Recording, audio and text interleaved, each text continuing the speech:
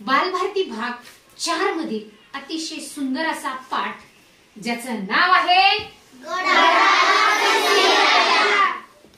मग आता या पाठाला गड आला पण सिंह गेला असं नाव का बरं दिलं असावं याविषयी आपण या पाठामधून या गोष्टीरूप पाठामधून ऐकणार आहोत। यापूर्वीच्या पाठामध्ये पाहिलं होतं आपण की शिवाजी महाराजांनी जयसिंगाला किती किल्ले दिले होते?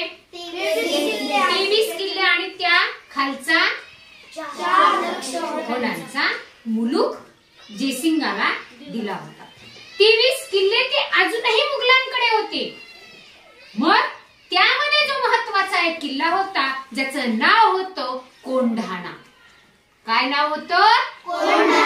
हा कोंढाणा किल्ला इतका मजबूत होता, इतका बळकट होता की तो कोंढाणा किल्ला मुघलांच्या ताब्यात असणं हे माँसाहेबांना योग्य वाटत नव्हतं।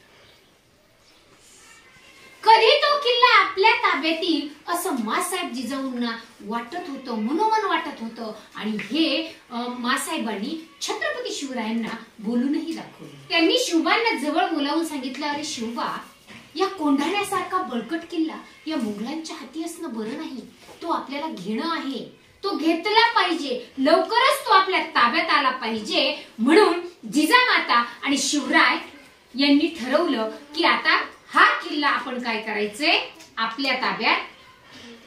हा किल्ला घ्यायचा तर होता पण तो घ्यायला खूप अवघड होता, कठीण होता।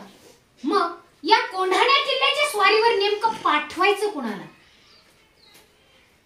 कोणता मावळा असा असेल की जो हा अवघड, हा कठीण, हा कोंढाणा किल्ला सर करू शकतो, तो आपल्या ताब्यात घेऊ शकतो? याचं खलबत, याचा भेद माँसाहेब, जिजामाता आणि शिवराय करत होते। त्यांच्या डोळ्यासमोर एकच नाव दिसत होतं, जे नाव होतं तानाजी मालुसरे। का या तानाजी मालुसरेंचंच नाव शिवबांच्या डोळ्यासमोर होतं? तर तानाजी मालुसरे सोबतच असायचे। मग हा आता तानाजी मालुसरे कुठला होता? कोकणातला महाड येथील उमरठे गावचा धष्टपुष्ट शरीरयष्टी असलेला मावळा होता। आणि मग शिवरायांना खात्री होती की हा अवघडातला अवघड कोंढाणा किल्ला फक्त हा तानाजीच घेऊ शकतो। आणि मग या कामगिरीवर जाण्यासाठी जिजामाता आणि शिवबा यांनी कोणाची निवड केली? तानाजी मालुसरे। तो बुद्धीने सुद्धा चलाक होता, शिवरायांवर त्यांची अलोट भक्ती होती, हिम्मतवान होता, कसलेही संकट आलं तरी शिवांसाठी मागे हटणारा नव्हता। त्यालाच आपण म्हणतो स्वामी भक्त, स्वामी निष्ठ मावळ। यांनी तर जिजाऊ, माँसाहेब आणि शिवबांनी ठरवलं की कोणाला पाठवायचं कोंढाणा सर करण्यासाठी? तानाजी मालुसरेंना पाठवायचं। हे माहित होतं का तानाजी मालुसरेंना? नाही। तानाजी आपल्या मुलाच्या लग्नाच्या गडबडीत होता। त्याच्या मुलाचं नाव होतं रायबा। तानाजीच्या मुलाचं नाव काय होतं? या रायबाचं लग्न होतं, एकुलता एक मुलगा होता। तानाजीच्या घरी रायबाच्या लग्नाची तयारी जोरात सुरू होती आणि अशाच वेळी तानाजी मालुसरे स्वतःचा मुलगा रायबा या मुलाची पत्रिका घेऊन शिवबांकडे, जिजाऊंकडे निघाले होते त्या ठिकाणी। कारण आता 4 दिवसावरच हे रायबाचे लग्न येऊन ठेपले होते। आणि या स्वामी भक्त मावळ्याने, स्वामी निष्ठ मावळा हा शिवरायांना आता निमंत्रण घेऊन जाणार होता। तानाजीला वाटलं माँसाहेब आणि शिवबांना आपल्या एकुलत्या एक मुलाच्या लग्नाला बोलवावं, त्यांचे भरभरून आशीर्वाद माझ्या रायबाला मिळावेत आणि त्यांचा संसार सुखाचा व्हावा। आपणही जातो की नाही, आपल्या मुलाचे, आपल्या पाहुण्याची पत्रिका येतात की नाही आपल्याला, अगदी तसंच आपल्यालाही वाटले की आपण या महाराजांना पत्रिका द्यावी, या मोठ्या आपल्याला आपल्या खूप जवळचे नातेवाईक आहेत त्यांना पत्रिका द्यावी, ते आले तर आपल्याला भरभरून आशीर्वाद मिळतात। तसंच अगदी तानाजी आणि त्यांचा शेलार मामाला बरोबर घेऊन हा तानाजी आता निघालेला आहे. कुठे? मासाहेब जिजाऊ आणि शिवबांना रायबाच्या लग्नाचं निमंत्रण देण्यासाठी तानाजी मालुसरे शेलार मामाला घेऊन शेलार मामाने शिवरायांना लग्नाचं आमंत्रण दिलं आणि म्हणाले. हे पाहिल्यानंतर शिवबांनी थोडा वेळ विचार केला. काही क्षण विचार केल्यानंतर शिवबा म्हणाले, शेलार मामा तुम्ही असं करा, तुम्ही लग्न उरकून घ्या. काय करा? लग्न उरकून घ्या. आम्ही काही स्वतः लग्नाला येऊ शकणार नाही. आम्ही काय होणार नाहीत? स्वतः काही आम्ही काय होऊ शकणार नाहीत? लग्नाला काही येऊ शकणार नाहीत. कारण आम्ही स्वतः कोंढाणा जिंकण्यासाठी जातीनं तिथं हजर होणार आहोत. जातीनं स्वतः तो कोंढाणा जिंकण्यासाठी कोंढाण्याच्या स्वारीवर कामगिरीवर जाणार आहोत. त्यामुळे तुम्ही रायबाचं लग्न काय करा? उरकून घ्या. आमचे काही येणे होणार नाही. हे शब्द कानावर पडल्यानंतर तानाजी म्हणाला, महाराज हा तानाजी जिवंत असताना तुम्ही कोंढाण्यासारख्या बळकट किल्ल्याच्या कामगिरीवर जाणार? कदापिही नाही. मी जोपर्यंत जिवंत आहे, जोपर्यंत हा तानाजी मालुसरे जिवंत आहे, तोपर्यंत कोणतीही अवघड किल्ले अवघड कामगिरी हा तानाजीच पूर्ण करणार. मग आम्ही कशासाठी आहोत? तुम्हाला जर कोंढाण्यासाठी जायची वेळ येत असेल तर हा तानाजी आहे कशासाठी? अजिबात नाही. आधी लग्न कोंढाण्याचे, मग माझ्या रायबाचे. आधी लग्न कोंढाण्याचे आणि मग रायबाचे. मीच जाणार या कोंढाण्याच्या कामगिरीवर. राजे मला आशीर्वाद द्या. या कोंढाण्याच्या स्वारीवर जाण्यासाठी बेत आखलेला आहे. आणि पुढे तानाजी आता आल्या पावली त्या पद्धतीने कोंढाण्याच्या स्वारीवर निघाले. कोंढाणा किल्ला सर करण्यासाठी कोण निघालेला आहे? तानाजी मालुसरे निघालेला आहे. मिर्झाराजे जयसिंगाने त्या ठिकाणी उदयभान हा राजपूत किल्लेदार होता. कोण होता? जयसिंगाने कोणता किल्लेदार ठेवला होता इथे? उदयभान. कोण? उदयभान. उदयभान किल्लेदार हा कोंढाण्याचा किल्लेदार होता आणि तो मोठा कडक किल्लेदार होता. कडक. त्या गडाला 2 दरवाजे होते. नीट ऐकायचं. या कोंढाण्याला किती दरवाजे होते? 2. त्या दोन्ही दरवाजेजवळ कडक बंदोबस्त त्या उदयभानाने ठेवला होता की एकही शत्रू किंवा एकही शत्रू त्या दरवाजातून आत येता कामा नये. मग या गडावर जायचे कसे हा प्रश्न तानाजीला पडला. गडाभोवती टेहळणी केली, पाहणी केली की आपल्याला नेमकं या गडावर जायचंय, पण कोणत्या बाजूने आपल्याला जाता येईल असं म्हणत सगळ्या बाजूनी फेरफटका मारला. आपल्याला कुठे जागा सापडतीये का की जिथून आपल्याला जाता येईल? थोडं जरी जागा मिळाली तर आपण तिथून आतमध्ये घुसायचं आणि मग आपल्या मावळ्याला तिथे घ्यायचं.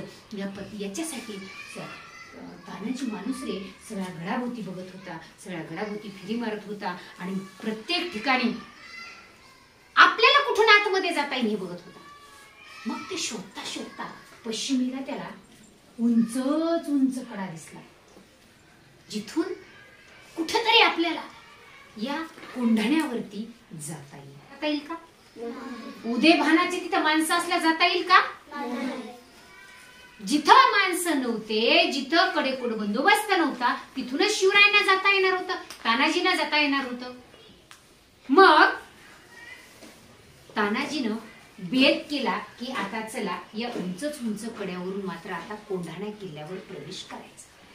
आता कोंढाण्यावर याच बाजूने जायचं.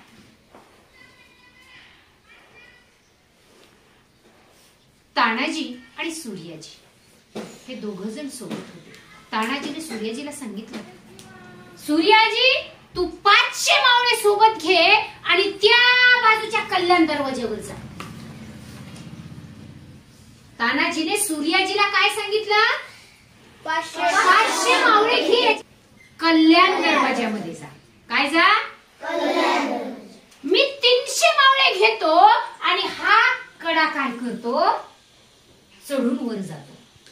बघा, मी या पश्चिमेच्या उंच कड्यावरून मी या कड्यावरून जातो, तू 500 मावळे घे आणि कल्याण दरवाजा का. वर जाताच आम्ही कल्याण दरवाजाजवळ येतो.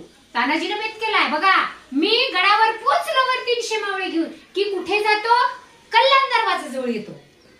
तोपर्यंत तुम्ही त्या दरवाजाजवळ आलेला असाल आणि मग तुम्ही आत या, आम्ही या साईडनी येऊ आणि त्या ठिकाणी एकदा का आतमध्ये गेलो की आपण शत्रूचा धुवा उडवू आणि आपला हा कोंढाणा किल्ला जिंकून घेऊ, सर करू. हे दोघही दोन वाटेने निघालेले. कशासाठी? कोंढाणा किल्ला घेण्यासाठी. रात्रीची वेळ होती.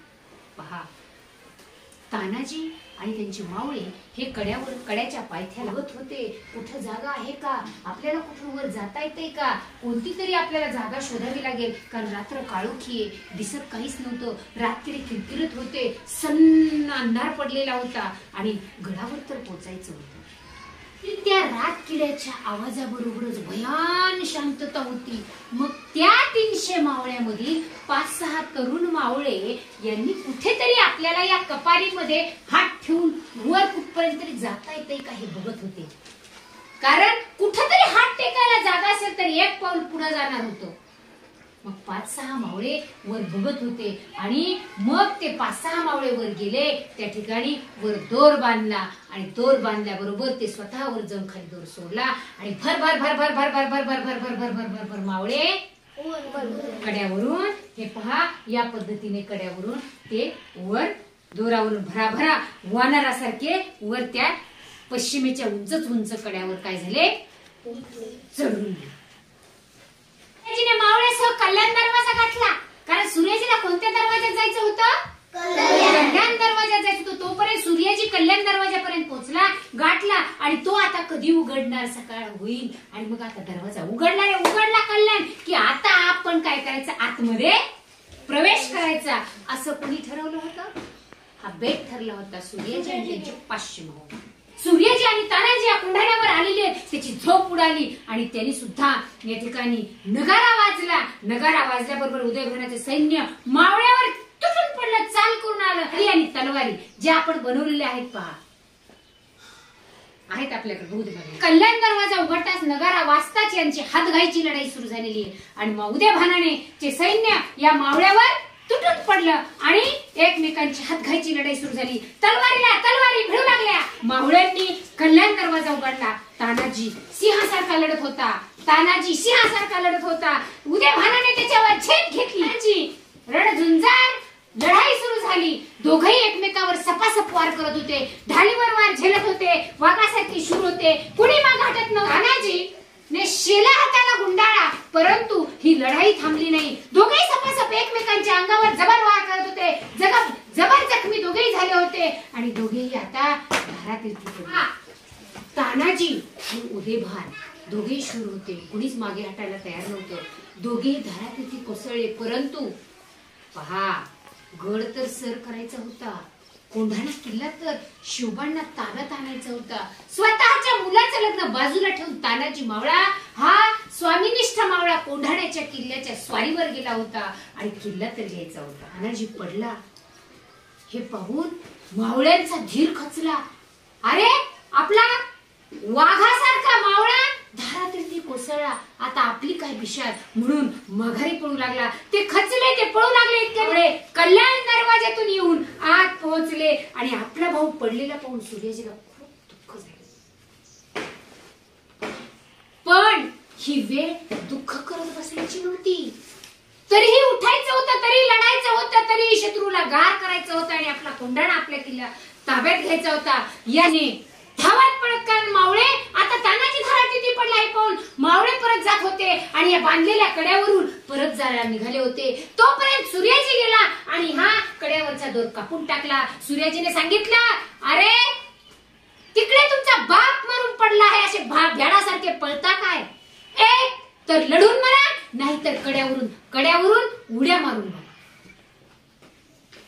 भागुबाई सारखे काय पळता, मागे फिरा असं म्हणता बरोबर कड्यावरून उड्या टाकून निघालेले मावळे परत मागे फिरले आणि शत्रूवर पुन्हा एकदा तुटून पडले. पुन्हा एकदा घनघोर लढाई झाली. मावळ्यांनी गड सर केला, पण तानाजी मालुसरे मात्र धारातीर्थी पडले. जी किल्ला आपल्या ताब्यात आला, मुघलांच्या ताब्यातला किल्ला शिवांनी घेतला. या तानाजी सूर्याजी या स्वामीनिष्ठ मावळ्यांनी जीव पणाला लावून किल्ला ताब्यात घेतला. परंतु सिंहासारखा शूर तानाजी आज या किल्ल्यासाठी गेला होता. जेव्हा शिवबांना ही बातमी कळाली, ते ऐकता क्षणी गड आला पण सिंह गेला. तेव्हापासून या कोंढाण्या किल्ल्याला काय नाव पडलं? का बरं? तर गड आला पण तानाजी सारखा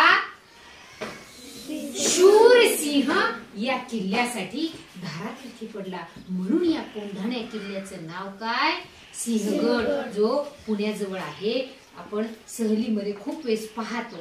अशा पद्धतीने हा गड आला पण सिंह गेला पाठ आपण बारकाईने वाचणार आहोत. त्याचे प्रश्नोत्तर शोधणार आहोत, एक्स्ट्राचे काढणार आहोत आणि नाट्यकरण स्वरूपामध्ये सादरीकरण करणार आहोत. करणार